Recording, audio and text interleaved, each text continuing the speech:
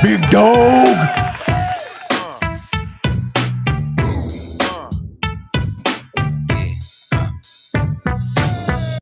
What up, everybody? What day is it? What day is it?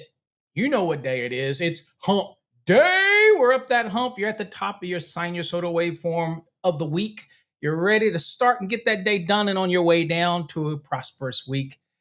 And then recoup on the weekend and start the whole daggone thing over again, because that's what we're all about. Repetition, stay focused, build your business, build your reputation, learn the National Electrical Code, all that good stuff. Hey, my name's Paul Abernathy. Thanks for joining me on this episode of Coffee Hour. It's always great to be here for you in the morning, get my juices flowing. I am on my second cup of Java, yet second cup of massive size Java. And so, again, just a plain old Dunkin' Donut blend, K-Cup, because I'm lazy. The wife did make my coffee today, so you never know where the day is going to go. Because when she makes my coffee, you just never know. All right? So, then, thanks for taking the time to join me. We do this Monday through Friday at 8 a.m. Eastern Time. Typically, the goal is to go an hour. But you know how that goes, okay? Adam will tell you. We typically go over an hour, that type of thing. But remember, you can always watch these shows over on Fast Tracks Tube in the Coffee Hour series. It's a folder. It's one of the navigation. It'll say series. You have Coffee Hour.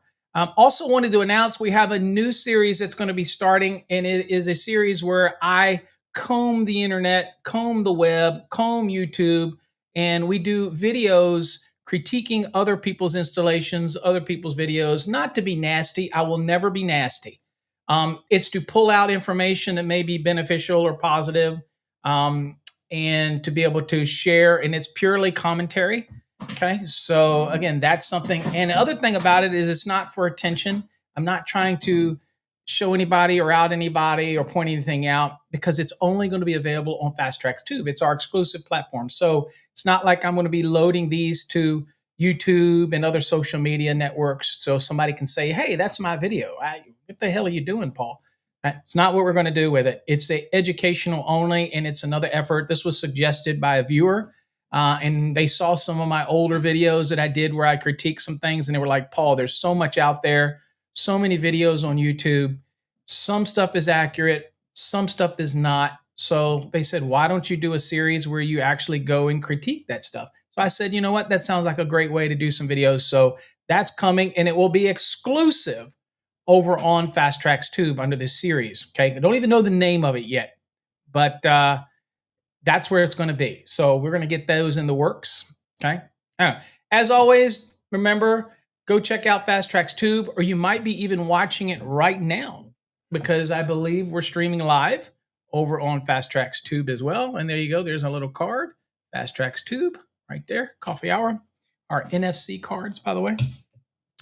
And also, again, if you didn't notice, episode 2 of Buzz Watts Adventures has actually launched this morning. I think it was like 7-something a.m.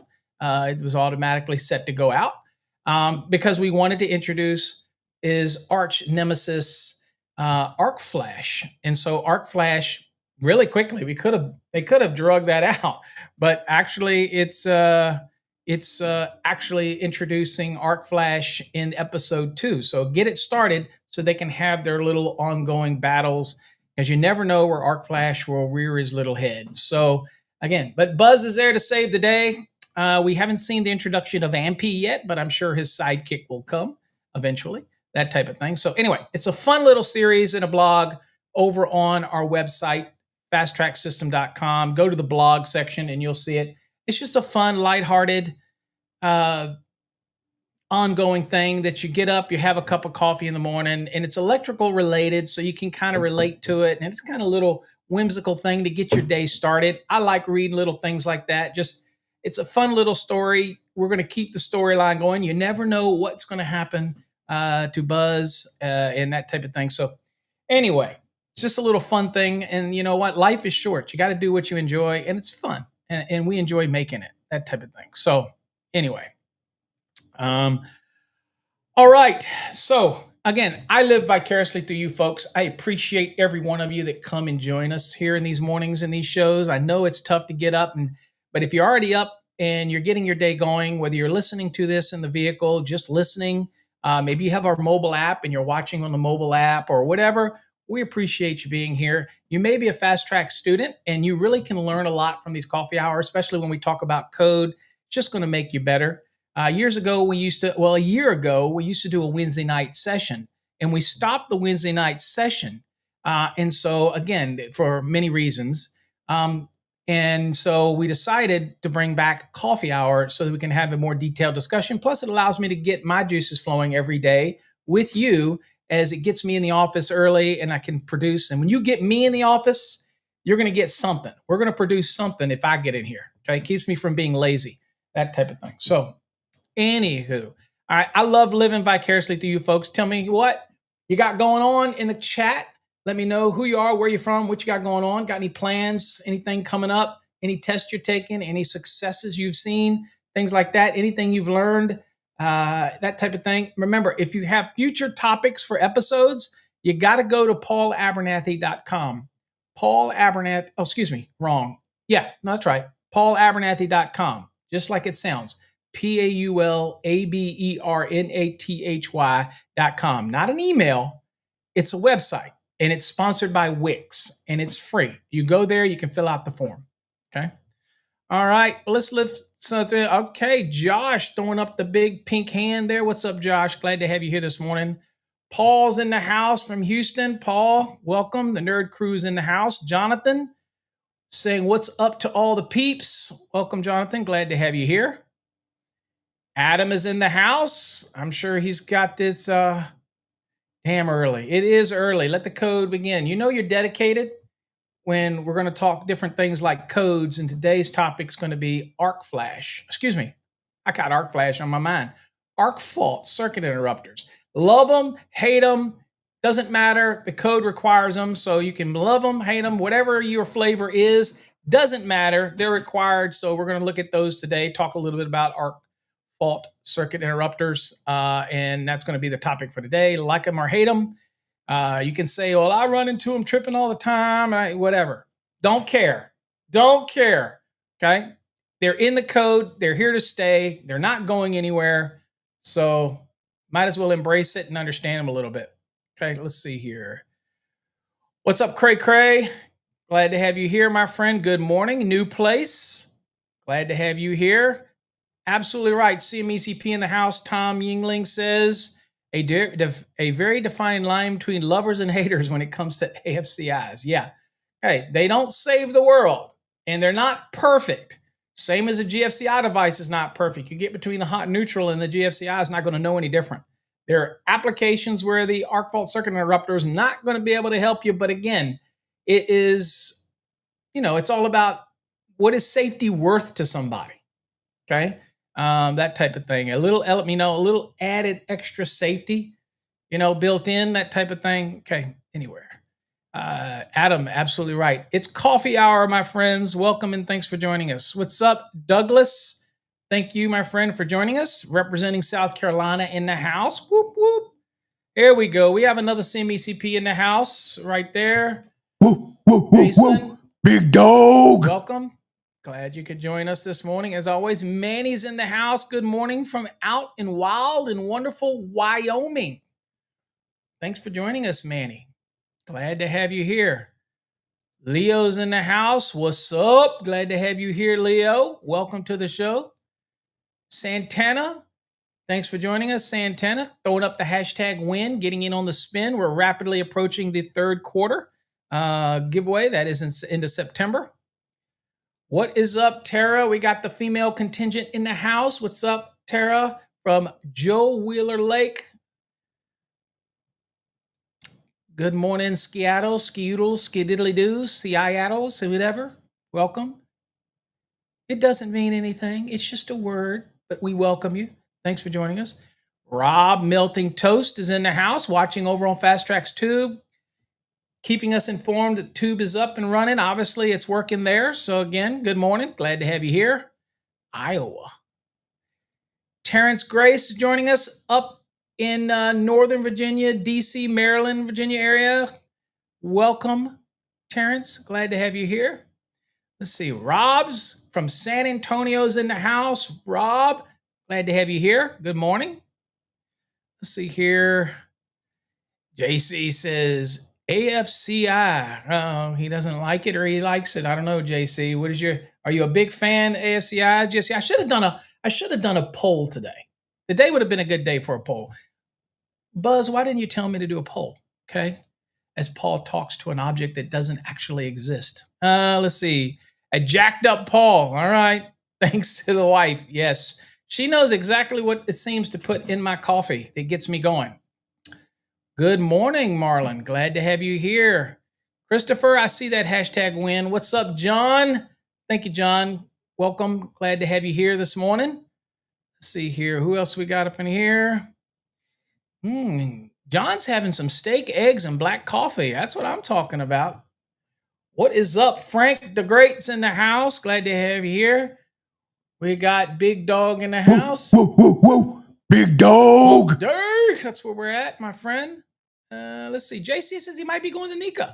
Well, folks, if you haven't heard, I will be at NECA.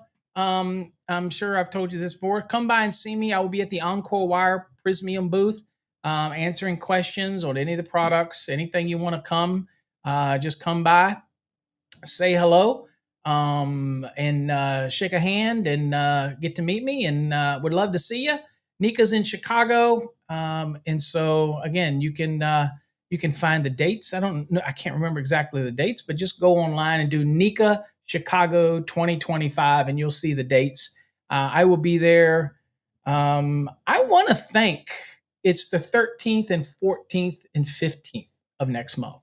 13, 14, and 15. I think that's the dates that it's going to be next month, but I'm definitely going to be there. What is up, Angel?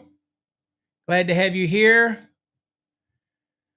What it says, this is, we need a new Let's Ask Paul podcast. Yes, I know. I have been slacking. We do have some scheduled to come out. They may come out today, Manny. I have been slacking on the podcast.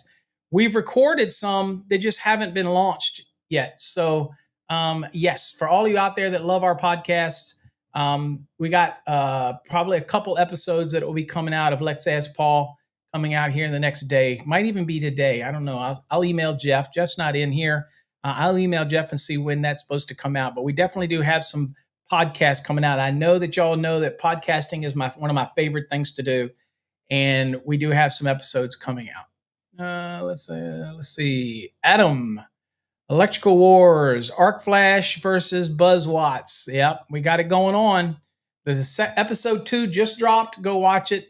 Or go look at it. It's the blog over on our website, on this website. It's under the blogs, that type of thing. What's up, Justin? Glad to have you here. Watching over on the tube. What is up, Angel? Glad to have you here. Jonathan's in the house. Glad to have you here, Jonathan. Welcome. Marlon says he takes his E1 next week. There you go. Stay focused. You got this. You got it. What's up, David A? Good morning. Glad to have you here. Let's see. Let's see here. John says not enough people fought those AFCI requirements. Oh, you mean? Well, it's kind of hard. If you mean fight them, you have to put public inputs in and public comments in. Once something gets into the code and it's already rooted in there, it's so hard to get it out. And in order to change something in the code, there's a misconception that people think that code panel guys are just sitting there. Ooh, let's add some more arc fault stuff. No, it gets submitted by the manufacturers, and nobody has the data better than the manufacturers. And what they do is they'll submit something, and they will submit it with data that was been done through research from NFPA or ESFI or NEMA or what. I mean, obviously it favors the manufacturers of the devices. I mean, come on. I mean, and we're not fooling anybody. However, it's not just the manufacturers, and that's a lot of misconceptions that people think. And you don't have to believe me, because there's people out there that I could tell them till I'm blue in the face and they still wouldn't believe me. Yet they don't know a damn thing of what they're talking about because they're not involved in it. I'm involved in it. I am involved in code development. And I can tell you, it's not that easy to just get stuff in the code. You have to substantiate it. Now, can code panels go rogue and have little group sessions? Well, yeah, that took place in Code Panel 5 when it came to changing the size of the equipment grounding conductor and all this stuff when you parallel it and all that. That came out of nowhere. So can it happen? Yes. But that was different. That wasn't manufacturer driven type of things, because there's a lot of people on these code panels that are watching out for manufacturer driven stuff. And they want to be that person that says, no, wait a minute. So the NECA representatives, IBEW representatives, all those type of people are always watching to make sure manufacturers don't get a foothold in something. So there's checks and balances with the NFPA process. So with that said, people do have influence. And if there's another public input about expanding AFCI, now you get an expert, which is clearly the manufacturers have their experts. I'm an expert for wire and cable, right? So, I mean, what happens is they convince people. And usually it takes data. So if they bring the data, it's kind of hard to refute the data. And so what are we supposed to do? Just say, nah, I don't believe it's true. Screw that. I'm not going to put it.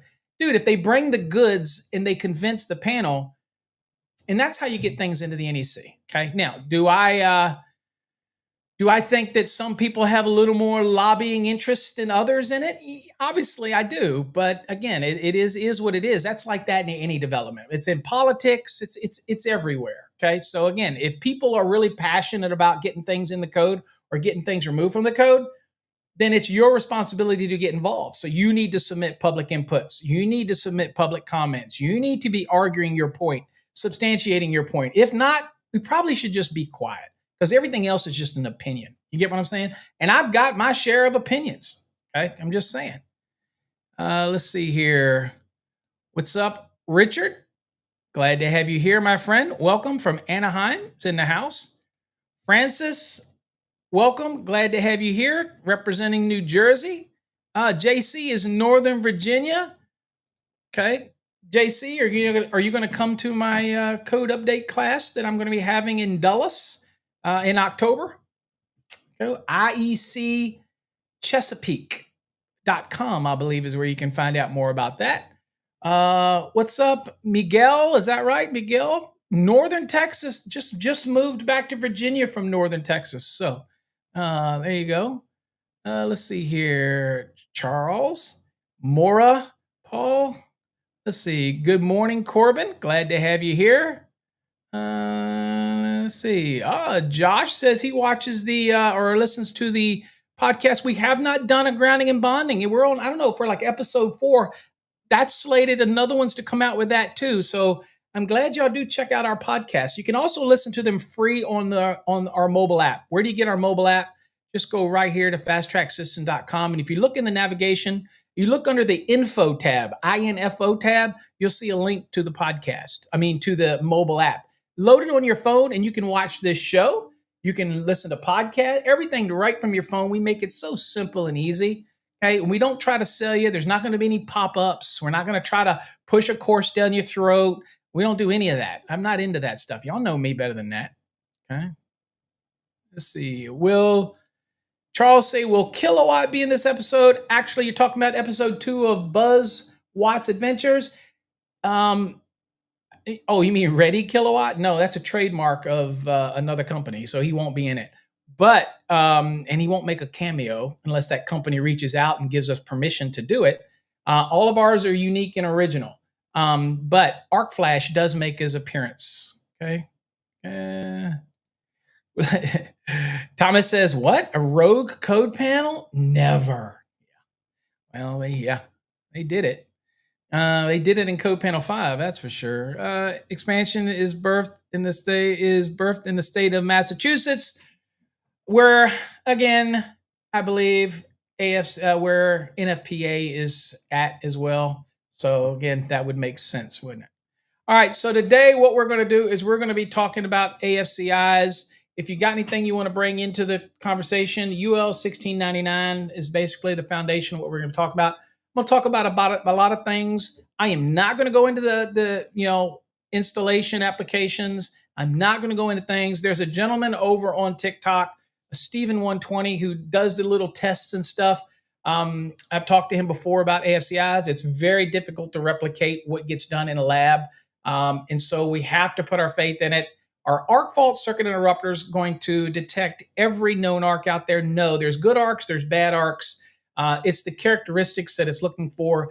Are arc fault circuit interrupters getting better over time? Yes. Are they filtering out issues which causes things like people say nuisance tripping? They're getting better. Some manufacturers better than others, but they are getting better. And again, be honest with you, my house has all the AFCIs. I don't have issues with them. Some people will say, well, Paul, that means they don't work. That's not true. Come on. We look for too many negative things today, right? Let's look for the positive. I feel my circuits are protected. I'm an electrician. I know a lot about UL 1699. Okay. And I understand it. But at the end of the day, I still like the thought that they're there. Same as many people don't like the idea of a SPD, surge protecting devices, being forced down our throat in 23067. At the end of the day, I do not have one on my house, but I will be doing a video and I will be putting one on my house. Do I think a lot of it may be snake oil in how it affects a lot of the things in our house? Yeah, because I have a lot of downstream protection. Obviously, my whole studio is on a EcoFlow, and so it's all backed up, and it's a different way that it does the circuits, and but have other sensitive electronic equipment in there, and it is $100 for the device. It's the extra level of possible gateway protection that it can provide, and the data is solid. There's solid data. Now, whether I like everybody pushing it down my throat, that's a different thing. I like to be able to make choices, and sometimes the code is starting now to venture into that area where you're not given choices. You're telling you you're going to have to do this or you're going to have to do that type of thing. So I don't like that, but it is what it is. Okay. Anyway, enough of that. So again, you get to choose your pound of flesh. You get to choose what you want to, what you think is important to you. But today we're talking AFCIs. Okay.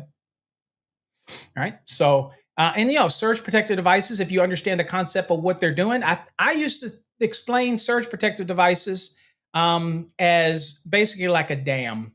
You have your main dam that's holding back all the water, and then you have basically different levels of SPD protection, like what we do localized at your computers and things like that. That's for anything that may make it over the dam that gets out into your system, and it can protect it at a closer to your volatile sensitive equipment point. So it's a tiered effect when it comes to surge protection. Obviously, it's like grounding electrode systems in a dwelling. Your dwelling's still going to work if you didn't have ground rods, if you didn't have a grounding electrode, it's still going to work. Everything's going to work until that one time that the lightning strikes and it doesn't have a path to earth and it goes through equipment and burns stuff up. Okay. Right? So everything's still going to work. It's kind of the same concept with surge protective devices in that they're there when you need them. Kind of like car insurance, kind of like health insurance. Yeah, you hate paying that shit, right? You know you hate it. I hate it. You hate it. Okay, you pay for the what if. But what are you going to do, right? You could have $1 million stuffed away in a nest egg and you didn't have health insurance and you have a major issue and you go into the bank and it can rob you of all your money right away in one visit to the hospital. But we pay it every month in a hope that we never have to use it. Well, think of surge protection like that. You pay it one time and you hope you never need it, but it's there. Okay. Then there's a lot of surges that can come from inside the building and outside of the building. So again, there's a benefit to surge protective devices. Okay. We'll maybe talk about that in another episode. kind of the same concept for AFCI. It's a love-hate thing. You are going to deal with issues, but at the end of the day, it makes you feel just a little bit safer, right? That type of thing. Now, especially when I'm buying a house, for example, here that I did not wire. So I don't know the level of skill that was involved in the electricians that wired this house. Okay. I'm not a paranoid guy, but I like the thought of AFCIs in there. And I've added AFCIs to circuits that originally did not have it. That type of thing. Okay. Not because I was paid, not because they sent me anything, nothing like that. I never take products from anybody. I don't accept any products. I don't do product testing. I don't get involved in any of that shit. Okay. If I buy it, I'm using it. That type of thing. So there is some things that I have done for that type of thing because I believe in it. Again, that type of scenario. All right. Let's get into today. Let's see here. We got an all day Jack. Welcome. I didn't see you in there. JC says SPDs do work. Absolutely. They do work. Let's see. John says, what is this? John says, I have one lousy GFCI outlet in the whole house bathroom. There you go. You know, back in the day, before the codes defined what can be on with what circuits and what you couldn't do and what it was not uncommon to see houses with the GFCI one device, and then the outdoor receptacles were on that circuit, the bathroom receptacles were on that circuit. I mean, back when they first started coming out and things like that, people, they were all over to wild west. Right now, it's kind of defined it into circuits and requirements and all that stuff. But yeah, you get some of the older's home, buddy. You got some wild wests out there. Okay. All right. Let's get into today's topic. We're talking AFCIs today. All right. So again, for those that don't know what AFCI looks like, we'll just show you a picture and then we'll just go to the code because it's a little better. So here's AFCIs. These are the circuit breaker style. And again, they have the type that plug onto the bus. Obviously, this is the Piggly Wiggly. This will go over to the neutral bus, and then everything else goes to the breaker. And then, of course, they make the receptacle device style as well, right? And the code will talk to that type of scenario. So this device right here. So there are different types. So the first thing that I like to talk about when it comes to AFCIs is I like to give some little rounded education on AFCIs, arc fault circuit interrupters. Okay. So there's two different types of arcs that we're dealing with in a residential application because, again, these are residential driven AFCIs, not commercial driven. Yes. Okay. Right. So we have two different types of arcs that we deal with. We have what's called a series arc and we have what's called a parallel arc. Easiest way to remember a series arc is when it's series, it's anything that's in line is going to be in series. So a poor termination at a device because you didn't torque it properly where it comes loose, that arcing that could take place there as current goes through the circuit. And that's a distinct thing about series arcs is that you have to have a load for the load to be going through the system in order to be, there has to be a load on the circuit in order for that arc to take place. Okay. So originally that was thought that arc isn't a big deal because it's very load limited. But if you have a load that's running for long periods of time, that arc will stay there constantly for long periods of time. And that heat will build up at that arc over time and it could cause pyrolyzation at that location. So we learned that arc was very important. Now, originally, the concern was parallel arcs. So this is where in a piece of non-metallic sheath cable, for example, or an extension cord, you have a black and a white, they're running parallel and they get damaged by a door jamb, running it through a window, through a sliding door, or whatever, whether it's extension cords, but it also can take place if you're hammering in staples and non-metallic sheath cable, whereas you staple it too far and it damages it or crushes it, those things like that. All these type of things, somebody drives a screw through it, all these type of things can cause an arcing condition, which these AFCI devices are sensitive to.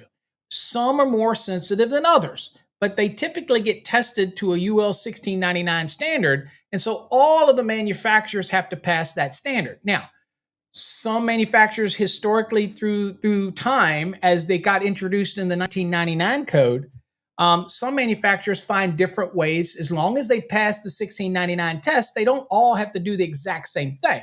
Okay, there is parameters they have to follow, rules they have to follow, but at the end result, they have to comply with that standard. And if they comply with that standard, then they get listed for that application. So there is certain amp levels that they have to be tested to, all those type of things. So at the end of the day, it started out with parallel arcing, and then it migrated and said, you know what, we have an issue with series arcing. And again, it could be just one wire broke and there's a little gap between it. Again, people forget that it is poor torquing at devices can create another series arc condition. And so you might say, well, I have a circuit that never trips. It works fine until I put a load on it. Okay. When it comes to AFCI in series, it's very load dependent. So it may not generate enough until you actually put a certain amount of load through it in order to create this arcing characteristic that the AFCI device detects. So if it's a low level arc that's very intermittent use on a circuit, its chances are it may not clear the AFCI and it may not generate enough heat in order to be a real issue. So it's very load dependent. Early on, there was GFI functions built into the AFCIs early on that was basically incorporated to look for those different characteristics that the AFCI might have been lacking. But as they started testing them more and more, then many of the manufacturers got rid of that feature in there because they found other ways to test it and work their algorithm and program their devices and learn from the different frequencies and things like that, that they didn't need to have that in there because that was just an added cost to put the GFI in there. And so they eliminated it. In fact, there was only one manufacturer that still had that. And there's a lot of proponents, especially over like on Mike Holt's forum, there's a lot of proponents that believe that the moment that they removed the GFI feature, they made AFCIs problematic, that type of thing. I'm not going to go down that rabbit hole. I leave it up to the manufacturers. All right. Now, you may be having some issues with your AFCIs. One of the things that I think that manufacturers of AFCIs have not discussed yet is length limitations. How far can I go on a branch circuit before I potentially voltage drop or other issues or power quality in the circuit will affect my AFCI device? Nobody's really addressed that yet. Usually in a residence, that's not a big issue because you're not going that far. But as y'all know, I was involved in a case up in Oklahoma where AFCIs kept popping. They would not hold in a brand new installation, but it was massive. I'm talking probably 30,000 square foot home. It was one of the richest dudes in Oklahoma. And he had home runs, but that was a design issue. That was a situation where the electrician installed every panel, 400 amp panels in the garage, and literally ran all the home runs like 12 twos or 14 twos all the way on the other side of the building. And there was already a whole roll of damn wire just to get from point A to point B, a whole roll of cable. And he wondered why he had issues. I look at it as, dude, you should have designed that with some remote panels somewhere so that you can shorten your runs. So you're feeding them with feeder panels and you don't have the issues. It means your home runs can be shorter. But they didn't do that. I don't think there was a remote distribution panel in this entire damn house. That's a poor design.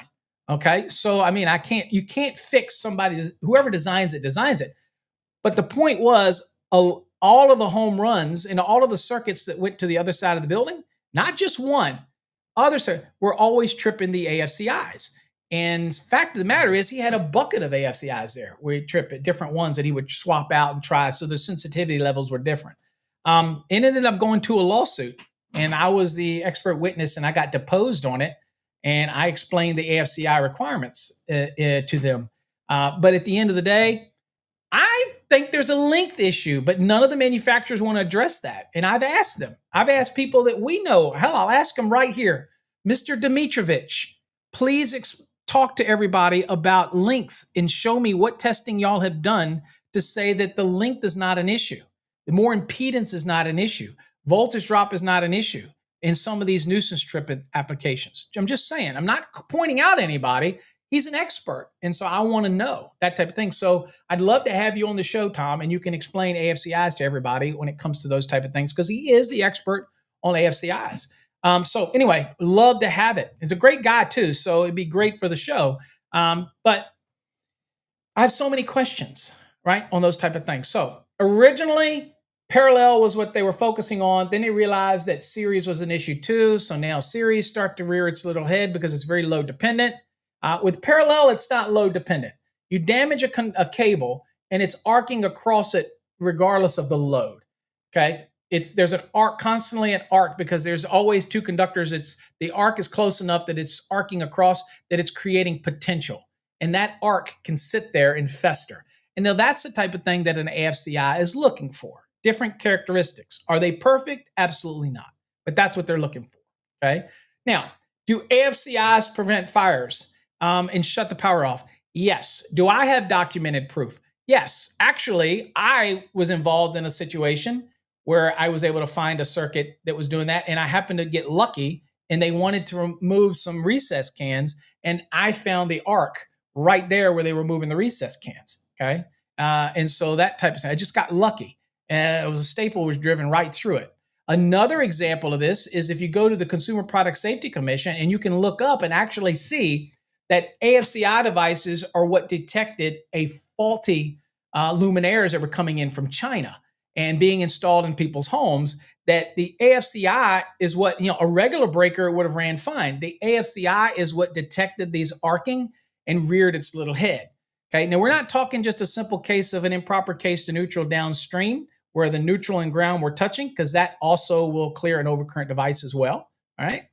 We weren't talking about just that. It was literally an arc. There was a problem in the design of these luminaires, and you can go read that over in the Consumer Product Safety Commission. It's there, and it caught them. I've been involved in some cases where I have actually seen AFCIs perform their function. Now, are they perfect? Absolutely not. Do they nuisance trip? In the term, let's get this little thing out there, the nuisance trip discussion. What is nuisance tripping? Nuisance tripping is not a device doing what it needs to do to shut the circuit down because there's a condition that could be hazardous. That is not nuisance. It may be a nuisance to you to have to reset it, but that is not nuisance tripping. Nuisance tripping is random tripping without any issue going on, but every trip needs to be investigated, folks. Every trip, okay? It could be a piece of equipment that's plugged into the circuit. It could be an improper case to neutral downstream somewhere. It could be a bad luminaire somewhere. There's a reason it's tripping. Now, could it be a frequency issue? Incompatibility with some types of things like ceiling fans. And hold on for a second. We don't want to lose TikTok. Could it be an incompatibility? Yeah, it could be some type of incompatibility somewhere, but the manufacturers have gotten pretty good. You got to remember, you may be experiencing an issue, right? You may be having an AFCI problem, and you may have experienced a couple of times. You got to remember, just like when I go to a restaurant and I don't like a meal, I don't run to Yelp and say, man, this place sucks. I don't. I give people second chances. I really do, most part. Except for on social media. I don't give people second chances. I'm just saying. That's just me. But usually when it comes to this, you got to remember they're selling millions and millions of these devices. And yes, AFCIs expand and they sell more of these. So at the end of the day, you've got to admit they must be pretty damn reliable, because if we had a massive issue, then we would have recalls. If we were having things trip, we'd have AHJs that were complaining. We'd have everybody would be complaining. These manufacturers go crazy. You say, well, they are. You don't know that.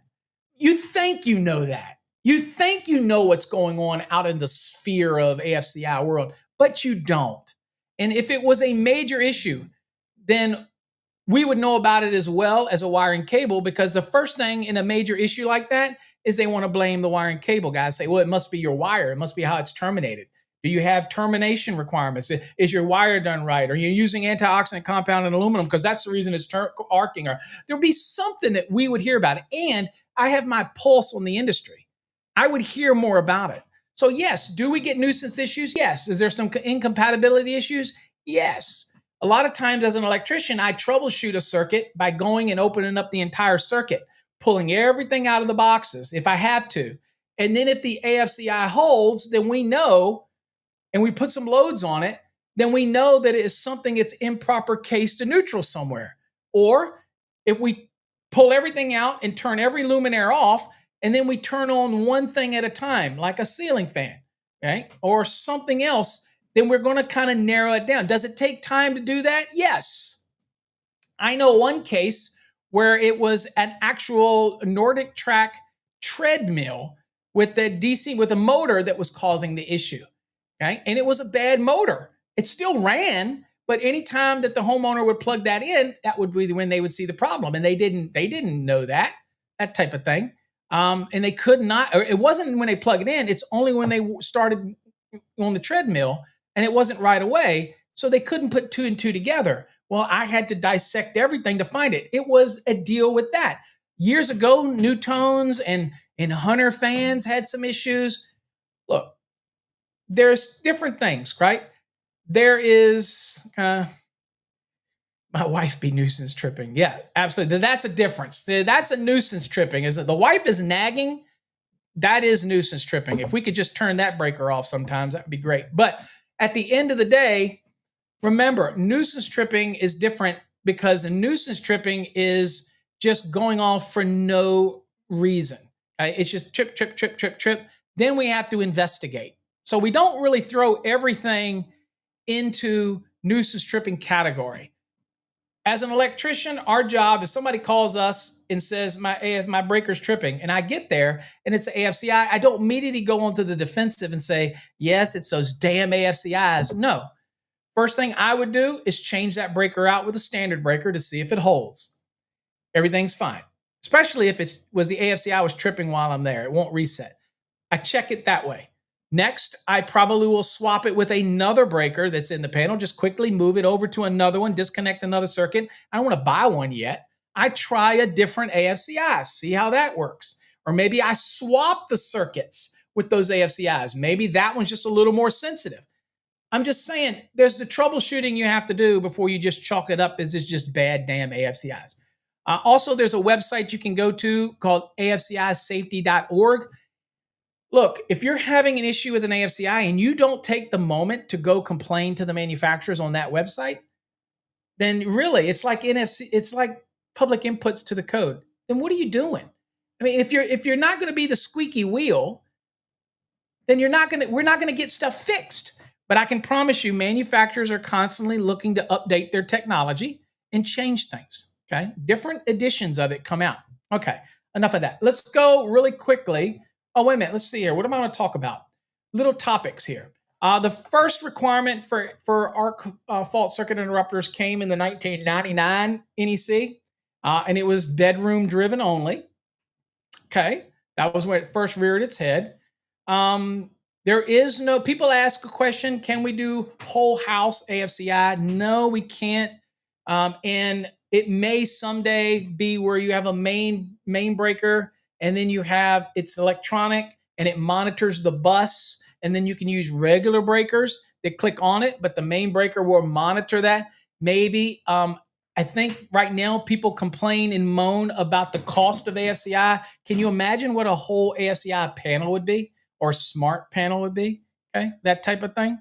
So that type of scenario. So again, I don't know if we want to go there.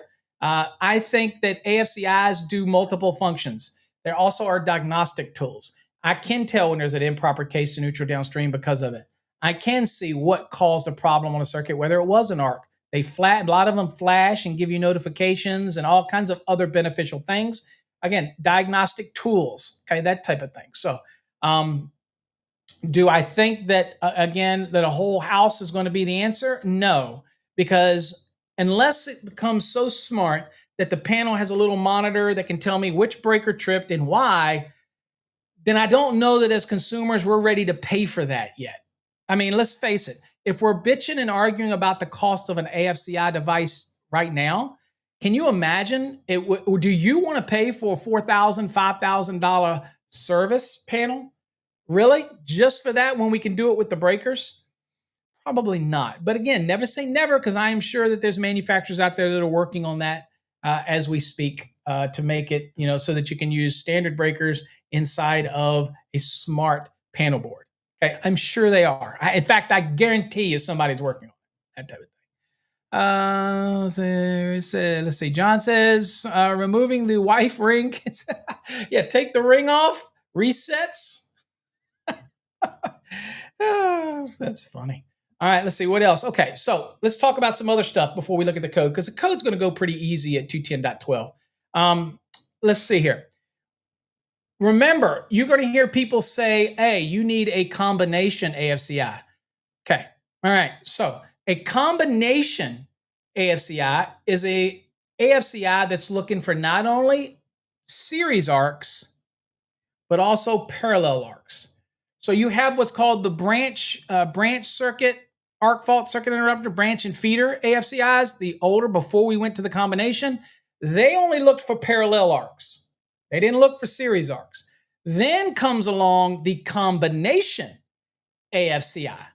That combination AFCI is looking for parallel arcs. That means a piece of non-metallic sheet cable with a staple-driven extension cord that's crushed in the door, all those kind of things, right? It's looking for that.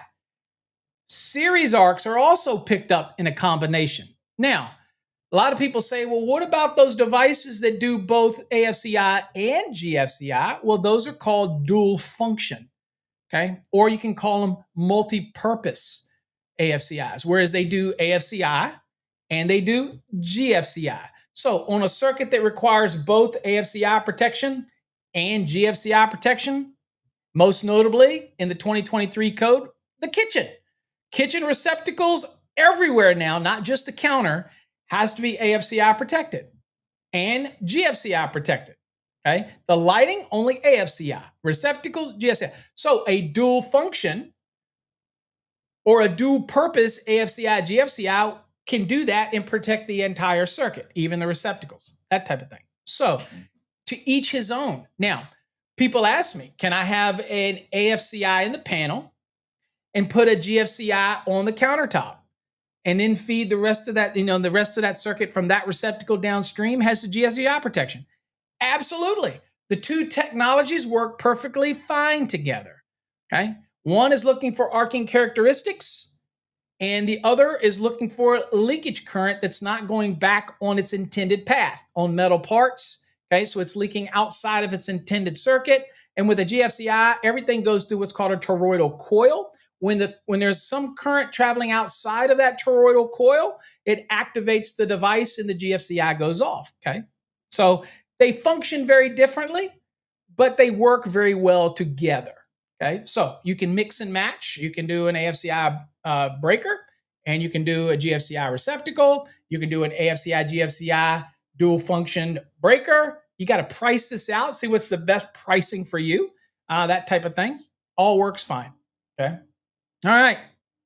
Let's go look here. And oh, by the way, UL 1699 is the standard for testing AFCIs. Okay. Let's see here. Testing. As far as the testing that goes into these, I will tell you, most people don't think about all these testings that go into this. Is that there is a controlled arc creation. So inside of the lab, they do specific tests. It's very hard for you to go take two pieces of wire and just kind of try to do this. You know what I'm saying? It's very hard to do that, okay?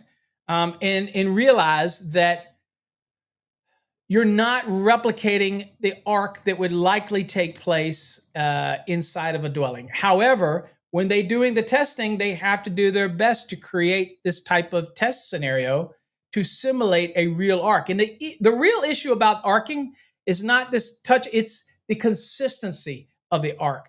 Repetitive over a certain number of waveforms or half cycles, boom, boom, boom, boom, boom, and it looks like an arc. And it says, you know what? That looks like an arc. Okay. And all current is frequency, right? If you think about it. So a lot of these devices, there are things that put out a certain frequency that mimics AFCIs and what it's looking for and that type of thing. So they also have to do what's called a noise immunity check as well under 1699. And they do their best to test things like drills and vacuums and certain different power switching devices that replicate an arc. I mean, every time you flip a switch, okay, a toggle switch, a snap switch, you're creating a little arc.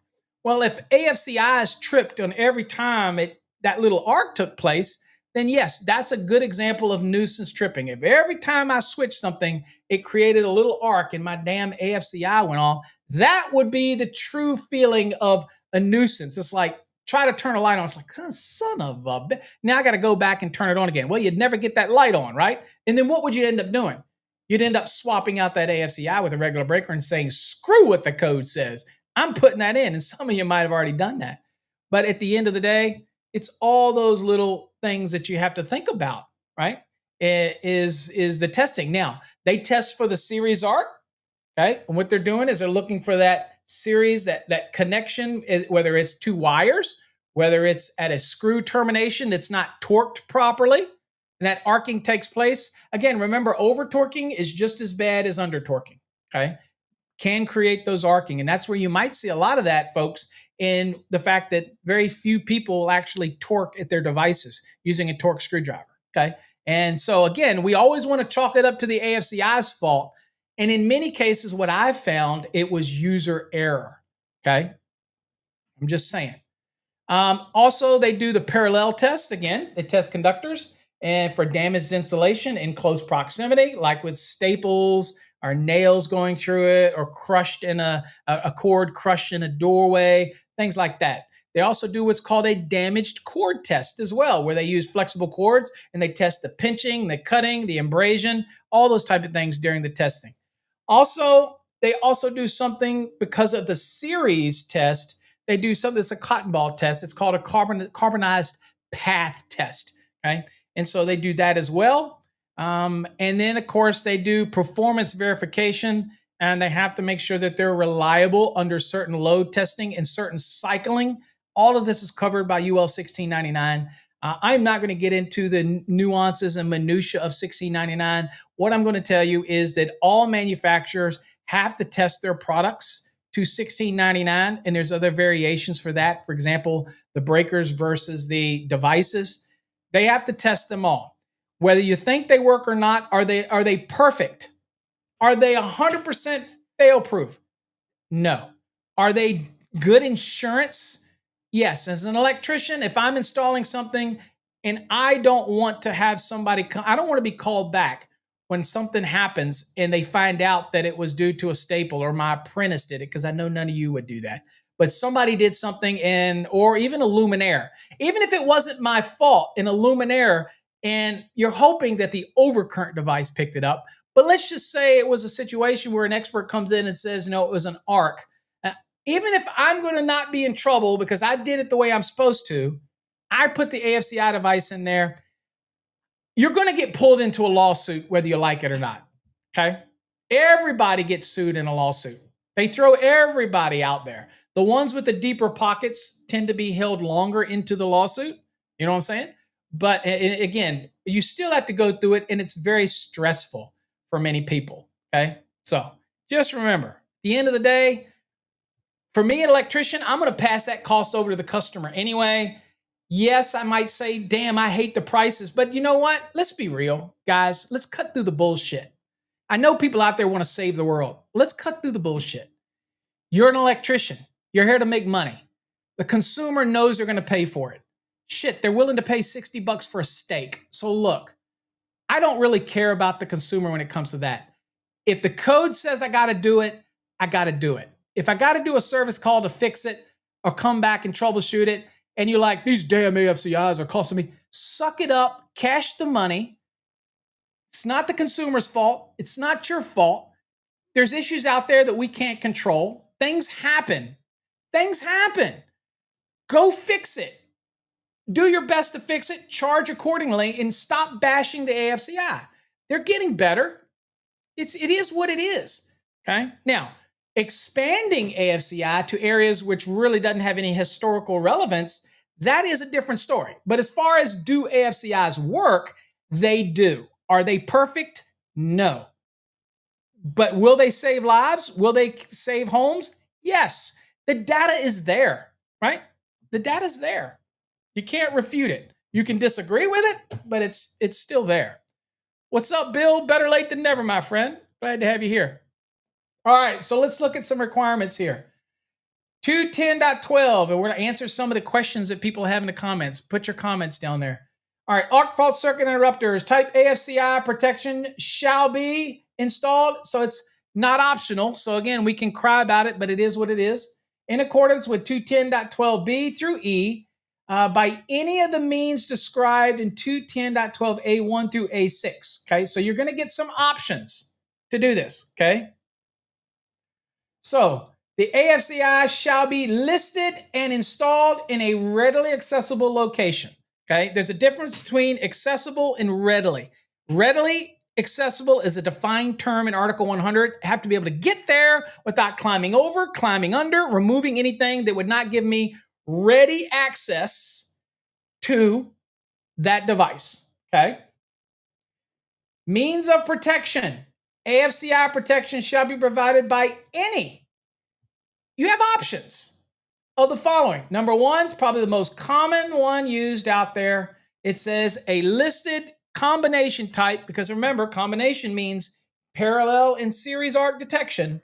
A combination type AFCI installed to provide protection for the entire branch circuit. Okay, so right in the panel, branch circuit from the last overcurrent protected device, because remember, obviously, you know these AFCIs also are standard breakers as well. So they have the overcurrent protection, which is short circuit, ground fault, and overload as well, just like a normal breaker. It's just electronic and it's enhanced and it's got these other features. Okay, protects the entire circuit. The next option is one that's going to allow you to still use some of those older pre-combination days AFCIs that are what's called the branch and feeder type. Now, these branch and feeder types had parallel protection, did not have series protection. Okay, so it says a branch circuit type feed AFCI installed at the origin of the branch circuit. Okay, there should be a space in here, I think. But anyway, so this type is what you put back in the panel, right? And it says in the origin in combination with a listed outlet branch circuit type AFCI. That's the receptacle version that goes in an outlet. Okay, so it's a AFCI device, right? That goes inside of an outlet box. Okay, terminologies again, right? Everybody keeps calling them plugs. Everybody keeps calling them, hey, there's an outlet. No, that's a receptacle. It's a device that goes in an outlet box. But you know what? It's okay. It's okay. We don't lose sleep over shit like that. All right. Now, that listed outlet branch circuit device has to go in the first outlet box, okay, which shall be marked to indicate that it is the first outlet of the branch circuit. So you have to mark it. And that is where you would put that receptacle type AFCI. So you've got what's called a branch circuit feeder style. It's an older one. You may still have some on your trucks. You're thinking, whoop, whoop, now I get to use that old stock. Okay. You put it there. And then further down to the first, at that home run, to the first outlet location, that's where you put the AFCI of the device type. That is okay too. That circuit is considered protected. Okay. Makes sense? Okay. We're on AFCIs today. All right, number 3, it says a listed supplemental arc protection circuit breaker installed at the original or at the origin of the branch circuit in combination with a listed outlet type branch circuit AFCI device. Same thing we just did before on the branch circuit at the first outlet. And you have to meet the following conditions. Now, first things first, I am not aware, and they're probably out there. I'm just saying, I am not aware of a supplemental arc protection circuit breaker for use in residential applications. They might be out there. Again, I have been out of the loop. I don't work as closely with NEMA and the manufacturers as I used to. But my thought is that is not a regular circuit breaker. So the myth that you could use a regular circuit breaker, we'll keep following that and just put an AFCI receptacle in the first outlet. Well, that's not what a regular breaker is. Not a supplemental arc protection circuit breaker. So if you have a listed supplemental arc protection circuit breaker, which is a mouthful, I imagine it's going to cost a damn fortune. If that's the case, why the hell would I want to do that? I'm just going to put a listed combination in there and go on my merry way. Dude, I'm an electrician. I'm frugal. I want to, but I'm not gonna buy some supplemental arc protection circuit breaker that maybe some one random thing that's carried at a supply house that they want to charge me $250 for, when I could just say, screw that. I'll just get a dual function and be done with it. You know what I'm saying? Okay. Okay. That's your choice, CF. I think that a lot of the devices probably come with a little label. If you get an AFCI device, probably comes with a little label that says this, or you mark it, make your own little labels. Okay, whatever, that type of thing. Okay, all it says is it has to be marked. So, however you choose to mark it, I know this sounds like shit, but if you take a cover and put a Sharpie and write first, I guess you could. That would be marking. It didn't say any marking requirements it didn't reference me to 110.22 or 21, I guess. It didn't say any of that. So I guess you just have to mark it. And maybe the manufacturers. Now, for me, I'm peculiar. To pass this, to me, I'd probably use one of those label makers and I put on there first AFCI or something to market. Okay. And we all know that the moment that you leave, the moment we're done, the homeowner is going to come and peel it off anyway. But you did your due diligence. Okay. You at least did that. Now, in order to do this, if you have one of these supplemental arc protection circuit breakers, again, they may be out there. I am not aware of them. But at any rate, they're probably out there. And it says the branch circuit wiring shall be continuous from the branch circuit overcurrent device, in this case, the supplemental one, okay, from the branch circuit overcurrent device to the outlet branch circuit AFCI. So it's not spliced anywhere. It's not broken through another box. It has to be continuous from the panel to that first outlet box. Okay. Next, the maximum length of that branch circuit wiring is from the overcurrent device to it. It cannot exceed 50 feet for 14 or 70 feet for 12. Yeah, I would think, CF. I would think you could mark it on the cover. I wouldn't think that'd be a problem. So in my mind, I'm thinking, wait a minute, we're starting to introduce length limitations. Now, are these length limitations because of the supplementary arc protection circuit breaker? Are these length limitations because of the AFCI receptacle style device when it's trying to protect upstream? Okay. I'm starting to wonder, why are we giving these limitations if voltage drop or other things aren't an issue that manufacturers won't address? Maybe it's just me. But when I start seeing these limitations in length, I'm start thinking, is there a limitation for the combination type? I'm just saying. Have we tested for that? I don't know. I'm just saying. I'm rearing my little head out here and poking it up and poking the bear, saying, you know what? That's a question you can answer. And then I'll give you some data from Oklahoma, and there you go. All right. And so then the last part is, it says the outlet box shall be marked to indicate that it is the first outlet on the branch circuit. So maybe you do a little peel and stick, or maybe you do a little label maker and you put on it first receptacle in the circuit. Whatever. At least you've marked it. You've met the code. Check that box and move on. Okay. All right. So the next one. Okay. So again, I don't know if there's any supplemental arc protection circuit breakers out there that would be something that would be readily available for panels, like a normal load center that you'd see in a dwelling. I mean, I guess we'd have to hear the manufacturer. If there's any manufacturers out there, let me know. I'm just saying. All right. And Google it or something. Maybe there is some out there. I don't think I want to pay for it. All right. So the next option is a listed outlet branch circuit installed. Okay. So this is the receptacle style. A listed outlet branch circuit installed in a branch circuit at the first outlet in combination. Here's the catch. In combination with a listed branch circuit overcurrent protected device if all of the following conditions are met. So this one is saying, you know what? I will let you use on this circuit. Tell you what, I'll let you use an AFCI receptacle, and I'll let you use a regular listed overcurrent protected device, a regular circuit breaker. But here's the thing. It says that it has to be in combination, right? So watch this. So first of all, we get all excited and thinking, oh shit, I'll just put a regular breaker in there and then put a receptacle AFCI in the first one. they're going to be cheaper than the breaker. Bada bing, bada boom. Okay. Of course, it's not going to do you any good if everything has to be AFCI and GFCI. Then you're probably just better off putting the combination or the dual function in rather. You're better to put the dual function in, and you get both, right? You're going to get the combination. You're going to get the series and parallel arcing. You're going to get the GFCI protection, right? Okay. Anyway, long story. All right, so let's get back here. So, okay, look, I can use a regular breaker, right? Happy. People are stocking their trucks today with the AFCI outlets because of this one right here. They're like, yes. All right, well, there's caveats.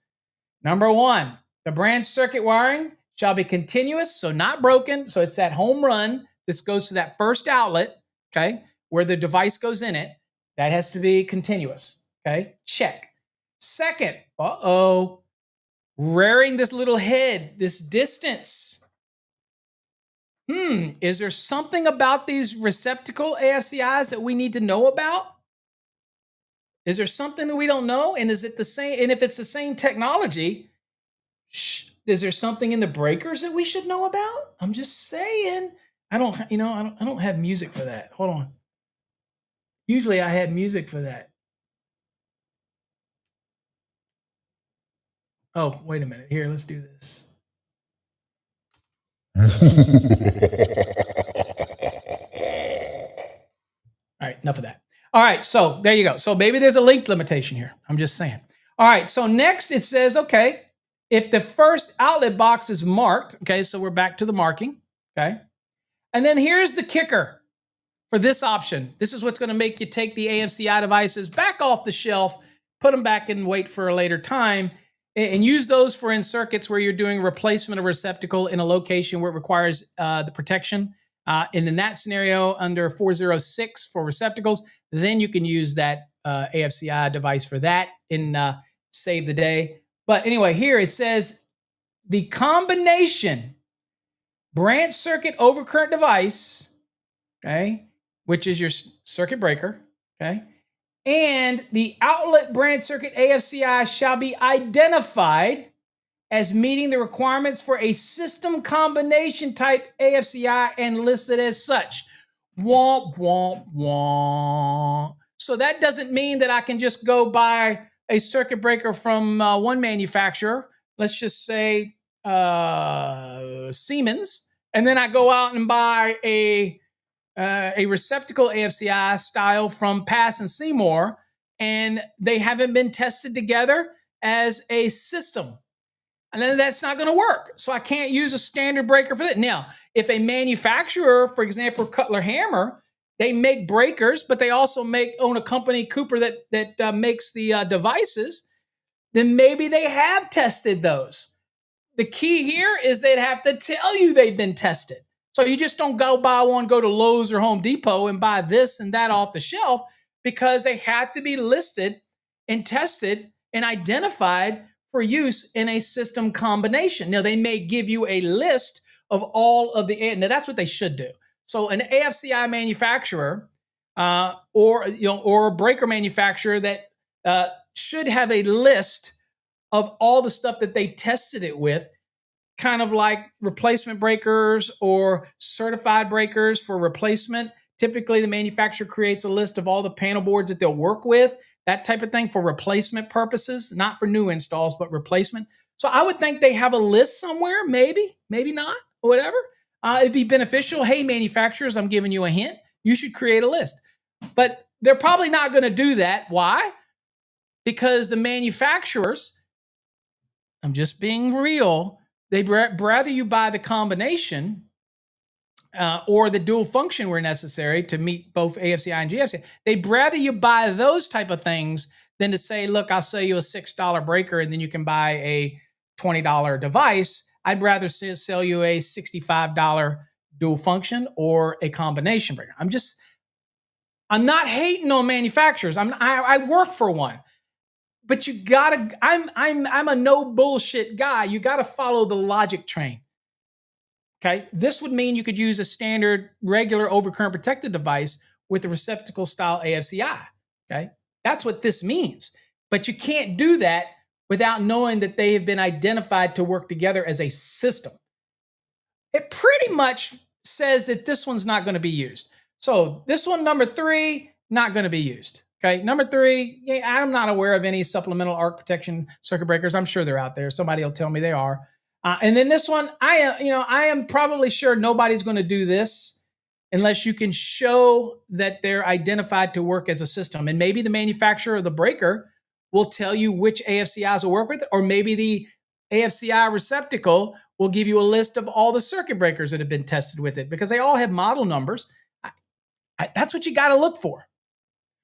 All right, metal raceways. So AFCI required here, it says if I'm going to install circuits in metal raceways, metal wireways, metal auxiliary gutters, or type MC cable or AC cable meeting the requirements of 250.118, that means that the armor is used as an effective ground fault current path. That is the case for AC cable. It is not the case for MC cable unless an equipment ground is applied within the product. So that would be like a wire type equipment ground that's installed inside of it. So the armor itself, y'all know with MC cable, inherently normal MC is not an effective ground fault current path. But under 250.118, we add a wire in there. Could be bare, could be insulated. In normal applications, we're not talking about 517.13 healthcare facility applications where it's got to be an insulated equipment ground. We're talking normal MC. It can be bare or insulated. Most of the time, we insulate these smaller size MC cables. Anyway, that's a total different tangent. All right. So as long as it meets all that, and it says and you're doing this with metal boxes, metal conduit bodies, and metal enclosures are installed for the portion from the branch circuit between the branch circuit overcurrent device and the first outlet. Okay. So from your panel to the outlet where you're going to put your AFCI potential device, if that is in one of those metallic type wiring methods, whether it's in a raceway, whether it's in a wireway, whether it's in MC cable that has an equipment ground, or AC cable where the armor is considered an equipment ground, whatever, as long as it's all metal from point A to point B, then the code is saying, okay, I got you. You're using metal. All right, that's the case. It says it shall be permitted to install a listed outlet branch circuit type AFCI at the first outlet to provide protection for the remaining portion of the branch circuit. Okay. So from the panel to that first outlet, if it's one of those metal options, then you don't have to have, it can be just a standard breaker in the panel. I don't have to worry about the AFCI until I get to that first outlet, and then everything downstream will be protected. But be honest with you, AFCI outlets also do series protection upstream as well. So you do get some added protection, but this allows you to do this in metal. Now, I do know a guy who designed a system. He just did not want to put the breakers in. So what he did was he went from his panel and he hit junction boxes under his panel, and that's where he put his AFCI devices. And then he went out to his circuits with his non-metallic sheath cable. Okay, so he had them under his panel. He had all these different, and I can't remember if I don't remember if they were actually the receptacle style or they were the faceless type. I can't remember if he has AFCI faceless versions. I can't remember if they have them, but either way, that's what his design was. So he ran MC from the panels down to this box, and he did it in that. He just had all these boxes, and he did everything for all those circuits because he refused to run to put the breakers in. So he just wanted to put the receptacles in when they first came out. Hey, to each his own, that type of thing. And it may be an alternative way to do it as well, folks. If you're dealing with an old system and you're going in and you're upgrading something and the inspector says, I want this circuit protected with AFCI for some reason. And you're like, dude, they don't make the breakers that fit in this old panel.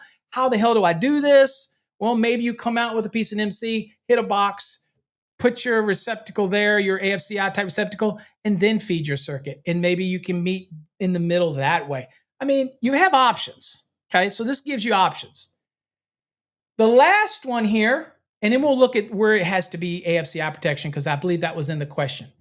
The last option here is where it's listed metal or non-metallic conduit or tubing. Again, also now introduces non-metallic or MC cable. And again, when it says MC cable, it's talking about PVC jacketed MC because that's the only thing that could be encased. You can't encase regular MC. So again, it just says type MC, but it's not going to say PVC jacketed or covered or jacketed because you should know that. It depends on where you're going to install it, right? So it just says MC cable. Encased in not less than 2 inches of concrete for the portion of the branch circuit between the branch circuit overcurrent device and the first outlet.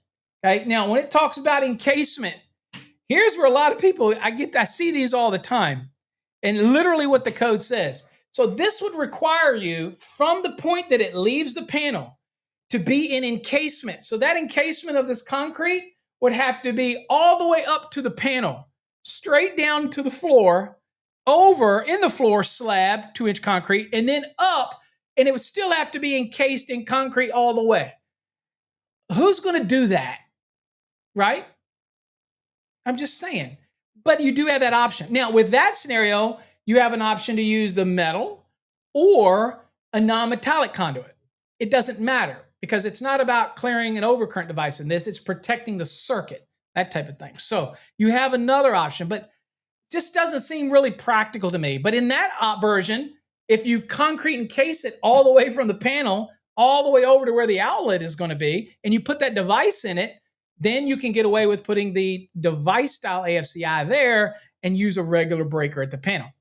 Seems like a lot of damn work to me, especially in a residence. When am I going to encase this shit in concrete in a residence? Maybe in the slab, but everywhere else, I'm not going to do that. That's too much trouble, right? Not going to happen. Not going to do it. All right, so now let's look at where you're required to have AFCI protection. Dwelling units. All right, folks, buckle up. We're going to go through these quickly. All. Didn't say some, didn't say partial. It says all. Get that word in your head. All now in the 2023 edition. It says all. 120 volt. And you notice it says 120. Notice it doesn't say 125 or 250. It doesn't say a NEMA device rating. This is a branch circuit rule. That's a little tip for you. So when you're working through the code and you see something that talks about 125 or 250, then you know that that rule is somehow dealing with devices. When you see 120 and 240 and things like that, you know that this is a circuit rule. It's talking about the circuit, not just a device, okay? There you go. All right, so all 120 volt, single phase, 10, 15, and 20 amp branch circuits supplying outlets or devices, okay? Outlets or devices. So it could go, and this is important for that question you got to ask. What is an outlet? An outlet is a point on the system where you take power. Hardwire, same scenario. So any branch circuit that's going to a junction box, that's going to have something that's hardwired to it, that is an outlet. A device is a receptacle that may be mounted, or a switch is a device that may be mounted in an outlet box. But an outlet itself, as defined in the NEC, is a very broad generic term. We use it all the time when we point out, oh, there's an outlet over there, there's an outlet. Well, yes, there is an outlet. But are you talking about the device that's in the outlet? Or are you talking about the outlet itself? Because that is where you're taking power from the building's premise wiring to supply a piece of equipment when you have an outlet box. So if I run a circuit and I go to a 4-inch square and I put a cap on it, and then I come out of that 4-inch square with a whip over to something, that box is the outlet. Whether I'm coming out of that box to a garbage disposer, whether I'm coming out of it to a dishwasher, whatever I'm doing, that is the outlet. So that means that hardwired falls under this scenario. So outlets or devices installed in the following locations shall be not an option. We can argue it until we're blue in the face. Doesn't matter. It says it shall be mandatory rules protected by any of the means described in 210.12 A1 through A6, which we just looked at. So I can use any of those options I want. Okay. Kitchens. Any 120 volt branch circuit in a kitchen. Again, guys, any hardwired appliances, doesn't matter. Okay. If it's 10, 15, or 20 amp, going to, whether it's receptacles, okay, lighting circuits with devices on them, the switches, those type of things, lighting outlets, all of that. If they're supplied by 120 volt branch circuit, AFCI protection. Family rooms, dining rooms, living rooms, parlors, libraries, dens, bedrooms, sunrooms, recreation rooms, closets. You can call it a closed closet all you want. Irrelevant. It's a closet. A closed closet is just the form of a closet. Okay. Closets in general, if it's being used as closet, there you go. Now, closed closets for other applications like for lighting in 410.10 and clearances of luminaires, then we have a definition of closed closet because, again, we have easily combustible material in there. That's a totally different rule in 410. Here, it's just saying closets, period. Okay. Hallways, laundry areas, similar areas. Now, here's where we get the big argument from people, right? They say, okay, Paul, I get all these locations.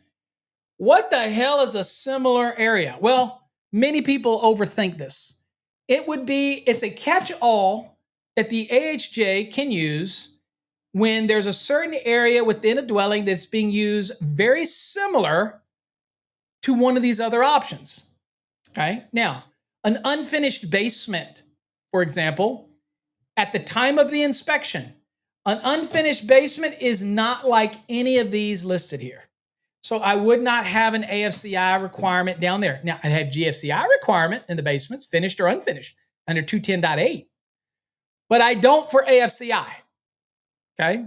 Now, they go finishing it off later, then you're going to have to bring it up. You're going to have to make sure it has the AFCI protection, right? But right here, doesn't require it. Another one that people ask about is stairwell. People say, well, where's the stairwell in here? Well, I will argue as an AHJ that I will say that a stairwell is similar. Here you go, example of similar areas. A stairwell is similar to a hallway. It connects two different places. So that's an example where I would argue that it is similar.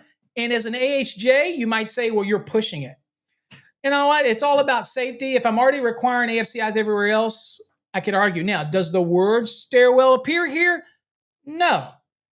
But there's a reason why that term similar area is in there so that the AHJs can make determinations based on the intended use of the location. And it just is what it is. We can argue it. Are you going to argue over the one breaker? Chances are the circuit, anyway, here's the funny part. When we argue semantics, the problem is that stairway circuit is probably on with the living room, or it's probably on with another room anyway, or it's probably on with a hallway upstairs. That circuit's probably already going to be AFCI protected, so it's really not worth the argument. Who the hell would run a circuit just for a stairway? But I get these questions all the time, and I'm like, you know what? The other areas are probably going to dictate what you do, that type of thing. Another application would be maybe I have a room that doesn't have smoke alarms, okay, doesn't have a closet, maybe doesn't have the square footage that would be considered a habitable room, but it is a room. And you look at it and go, well, what is that? Well, it could be similar to a closet. It could be similar to a bedroom, although it doesn't meet the definition of bedroom. And if we go look over at the international building codes and residential building codes, we might be able to see that. It could be argued as a closet. These are the type of conversations that you're going to have with your the AHJ. I'm just telling you, when it comes to this list, it's probably not worth arguing it. Just protect it. And then I'll have some people, my brother would say, yeah, Paul, but it is worth arguing. That's a $65 breaker. I get it. If the room is small enough, chances are it's on with another bedroom anyway, or another area that's required to be AFCI protected anyway. So it's probably not even worth a discussion. I'm just saying. But just so you know, that language in the code is specifically designed to be a catch-all for other locations where it may be used very similarly to what's in the list without the list having to continue to go on and on and on and on. Makes sense? That's the approach to when you see something called similar area. Use a little common sense. If the location can be used similarly, that type of thing. If it even comes into your mind, like I'm sitting there saying that little room, it's not that little. It is more than 70 square feet, but it doesn't have a closet. So again, I want to argue what defines a bedroom. Could I throw a bed in there and let somebody stay overnight there? Yes. Could I put a wireless smoke alarm in there? Yeah. The moment that I breathed out of my mouth that it could be somewhere that somebody could sleep, guess what? It's similar to a bedroom and it needs to be AFCI protected. Okay. I'm just saying that's how you look at the code. Everybody wants the NEC to be so perfect. It can't be. There's too many conditions and you have to have that flexibility. All right, let's look at some exceptions. Okay, exception number 1. This is exception to AFCI protection. It says exception number 1, AFCI protection shall not be required for an individual branch circuit. So this is the only thing on this branch circuit. It's an individual branch circuit. It's supplying only one thing. That's it. Okay. I had somebody ask me the other day, hey, Paul, what if I ran a individual branch circuit to a double pole, double throw switch, and I supplied 2 separate loads, and both of those loads required individual branch circuit? I did run one to the switch, and then from there, it can control the 2 loads, and they would never be on at the same time. Does that meet the definition of individual branch circuit? In my mind, it does not. Because the concept of an individual branch circuit is from its origin to the load, it's only installed to supply that specific load, not the other load. Again, people play with that all the time. They say it's semantics. That is how I look at an individual branch circuit. It's going to go right there to that one receptacle, maybe a simplex, right there to that piece of equipment. That to me is an individual branch circuit. Nothing else can be on it except for that intended load. That's how I look at it. No, people say I'm very too rigid on that. I'm just telling you, that's how I look at it. And I'm okay if you think I'm wrong. It's fine. All right, so the next it says the branch circuit shall be installed in a metal raceway, metallic auxiliary gutter, or steel armored cable or MC cable or AC cable, meeting the applicable requirements of 250.118 with metal boxes, conduit bodies, and enclosures. Okay, so this is going to allow me to be able to run this for a fire alarm circuit. Okay, and it's telling me how this circuit has to be installed. Okay, perfect. I don't think I'm going to do that. I don't think it's worth me doing that. But again, you do have the requirements, and in order to meet this exception, you have to follow it. It's got to be in a metal raceway, metal auxiliary gutter. Most of the time, you're probably just going to run MC and be done with it if you want to do that. That's a lot of work to do that. So anyway, probably not going to do that. Next is exception number 2. This one you're going to use. Okay, it says AFCI protection. All right, watch this, guys. And again, it says until January 1st, 2025. So guess what? Woo, woo, woo. This is the 2023 code. It says AFCI protection shall not be required for an individual branch circuit supplying an outlet for arc welding equipment in a dwelling unit until January 1st, 2025. So it doesn't have to wait until the next edition. Until January 1st, it's not required for an arc welder equipment in a dwelling unit. Maybe it's in your garage.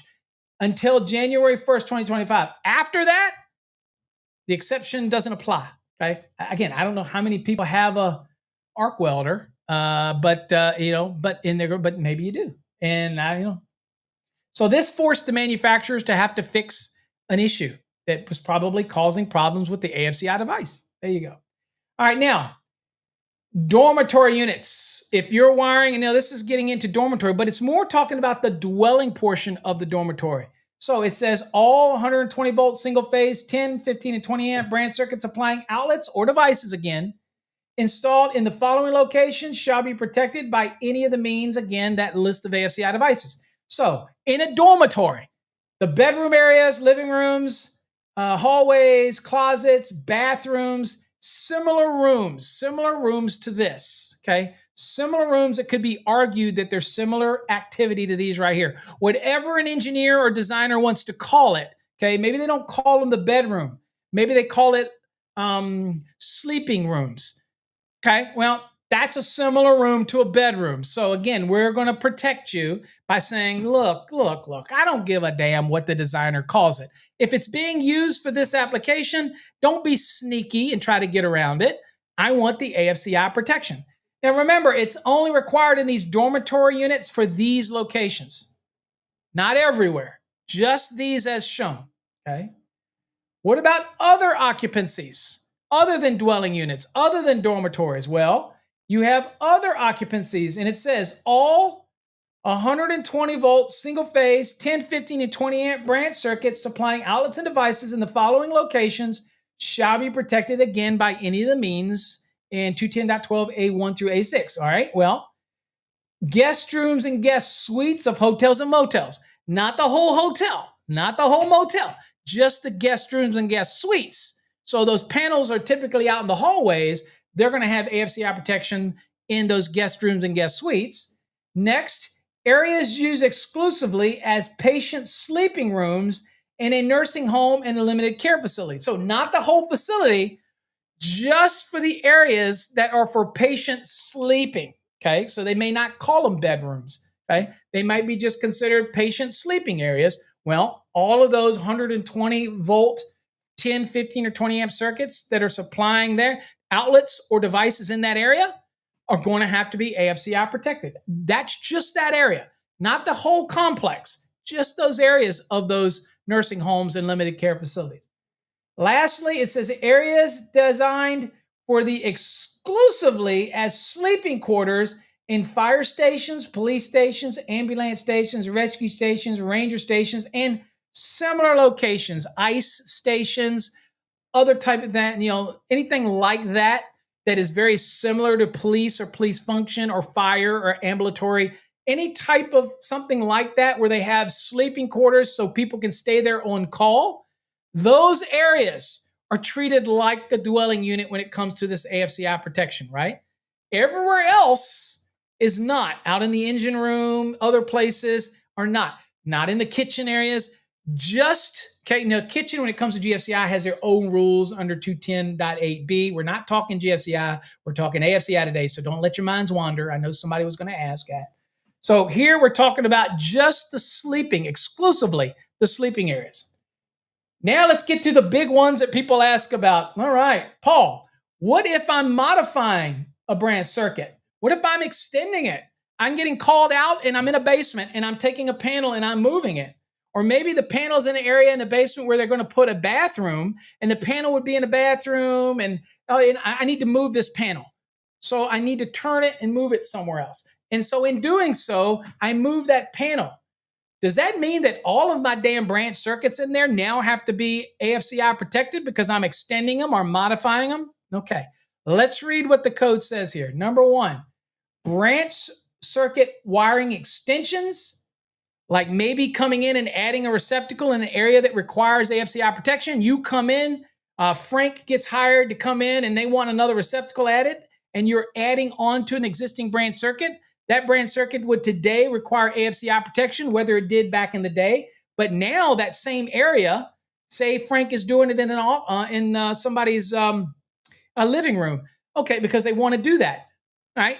If Frank is extending that branch circuit, there's rules he's got to follow, okay? What about modification to it or replacement?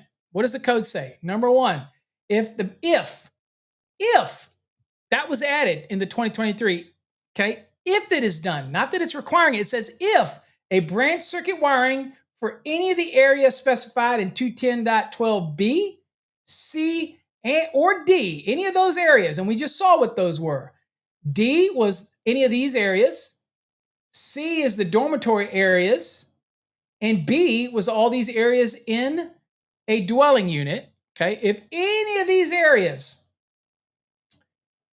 are going to have the branch circuit is modified, replaced for any reason, or extended, okay, it says the branch circuit shall be protected by one of the following. Okay, now number one, by any of the means described in 210.12a1 through a6. So you have options. Okay, now you might be saying, well, I'm extending the circuit, but the panel is older. They don't have a breaker that fits in that panel, right? Well, I use one of the other options here. And maybe I use that option where I drop down from the panel with MC cable, put the device in there, and refeed that circuit. Maybe that's an option. Okay, or some, you have options. So it says, okay, well, I'm giving you one option. And then the second one says, well, and it says by one of the following. So it doesn't mean I have to do both. So the second one says, all right, I can do a listed outlet branch AFCI located at the first receptacle outlet of the existing branch circuit. Okay, so in this scenario right here, I can go back on that circuit, find what? I can use a listed outlet type model, okay, located at the first receptacle outlet of the existing branch circuit. So I'm modifying it, this branch circuit in this area, but I got to go back and find the very first receptacle, pull that out, put an AFCI in there. Hope we don't have any problems with the wiring downstream, but it'll tell you. Put that in there, and then now that circuit is considered protected downstream. We didn't mess with the home run. We didn't mess with that. In this case, people don't like this one, but what it does is at least adding it at the first one where it protects downstream, and it gives a level of protection upstream as well. So it's better than it was approach. So this is one of those scenarios with like, look, it's better than it was, that type of thing, okay? All right, now, exception. Here's the one that most people rely on. Remember that panel example where I said I'm moving the panel and I got all these branch circuits, and technically I'm moving the panel 4 feet, let's say. I'm extending those branch circuits because I'm using the old panel as a junction box, and now I'm going to extend these branch circuits over to the new panel. Sounds like I'm extending a branch circuit to me, doesn't it? All right, well, some AHJs look at that and say yes, and that's what they use to trigger AFCI protection. All right, well, here's what the code says. It says, exception, AFCI protection shall not be required where the extension of the existing branch circuit is not more than 6 feet. So 6 feet is the length, and does not include any additional outlets or devices. So you're not adding anything additional. I'm just moving the panel, not more than 6 feet. I'm not adding any new outlets or devices to that branch circuit. I'm just moving it. Okay, as long as it's not more than 6 feet, that's fine. And so as long as it does not include additional outlets or splices other than splicing devices, obviously splicing in the panel to get from point A to point B, it's like Polaris splices and things. Obviously a no-brainer there. It says this measurement, so how do you get that 6 feet? This measurement shall not include the conductors inside an enclosure, cabinet, or junction box. So it's literally the wiring method from box to box. It's the raceway, not the conductors that go through it and then go around inside your cabinet. You don't include that length. So it's not 6 feet in total conductor length. The 6 feet measurement is from cabinet to box or cabinet to cabinet. That's the measurement. So basically, for lack of a better understanding for people, 2 boxes, I have a 6 foot EMT between them. That's it.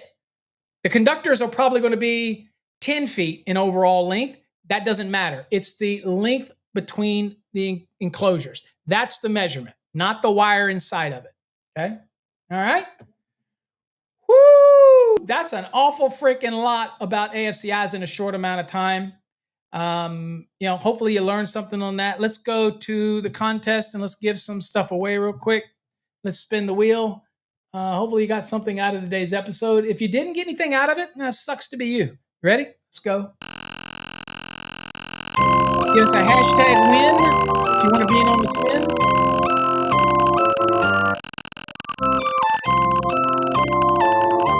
I went over today about 30 minutes, but that's okay. It's all good. All right, let's see here. Rob Thompson.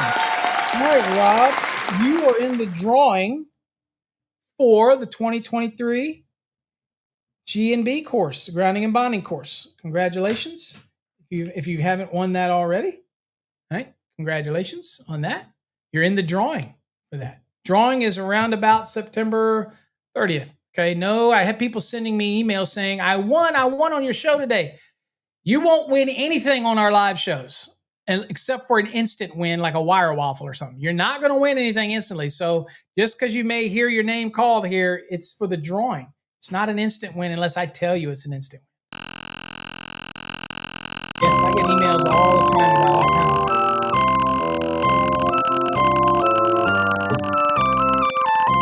Remember, do the hashtag win. You can do it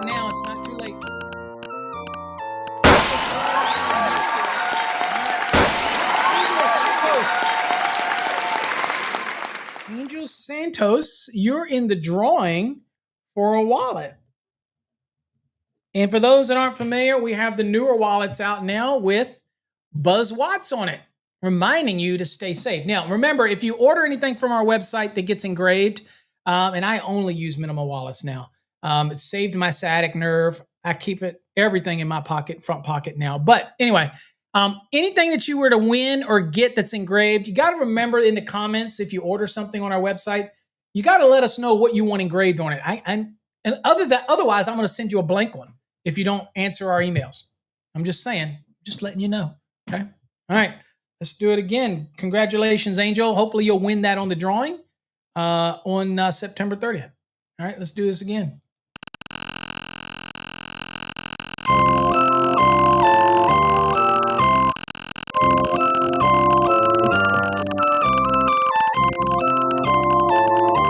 It's cutting into my lunchtime today.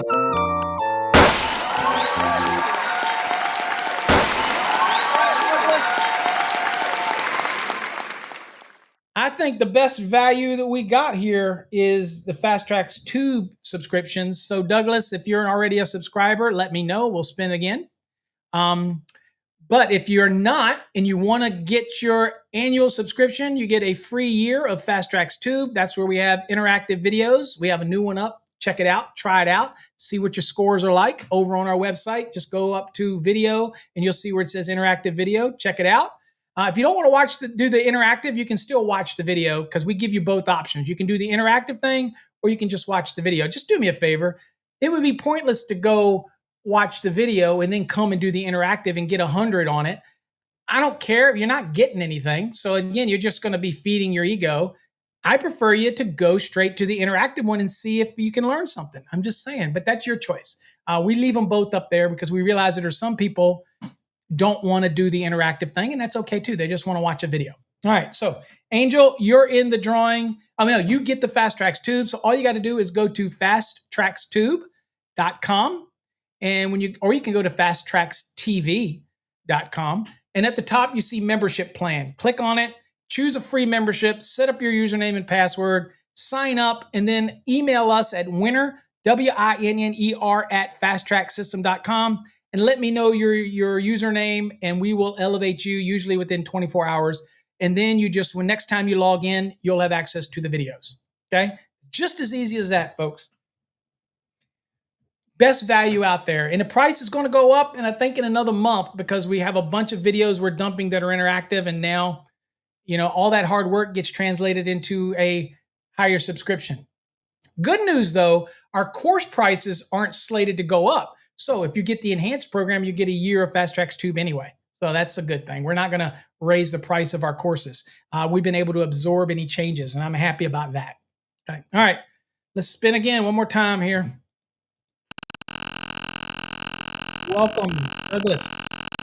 Thank you, Adam. Yes, we like the tube.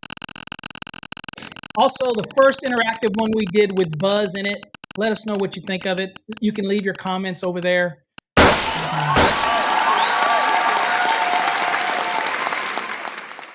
That's okay, Battles. Jonathan keeps wanting to put that out there. John, I can't help if you slip, bro. That's your problem. You still got it wrong, brother. You still got it wrong. I'm just saying. All right, Edward. That's funny. Edward Ellis, you are in the drawing for the enhanced program. So 2023 enhanced. That's our enhanced version for the 2023. Yeah, Jonathan, you know what? Maybe you're getting maybe you're getting that. Yeah, but you know what, Jonathan? You probably put the answer in the comments after you realize you got it wrong. We know how you work, bro. I'm just saying. All right, folks, that is it. Hopefully you get something out of today's episode. If you didn't, sorry, it is what it is. Go check out the latest episode 2 of the Buzz Watts adventure. It's over on the blogs on our website. Just go to our website, go to the navigation. You'll see the blog button. You click it. Go read it. Feel free to comment on it. And hope you enjoy it. It's just a lighthearted approach. Have a cup of coffee, read the blog, enjoy it. That's all it's about, okay? Introducing a little storyline, gets people engaged, and it's fun. It's all about having fun. All right, folks, till next time, stay safe. God bless. Go check out the tube. We'll see you on tomorrow, Thursday's episode of Coffee Hour. We'll learn something new. Till next time, stay safe. God bless.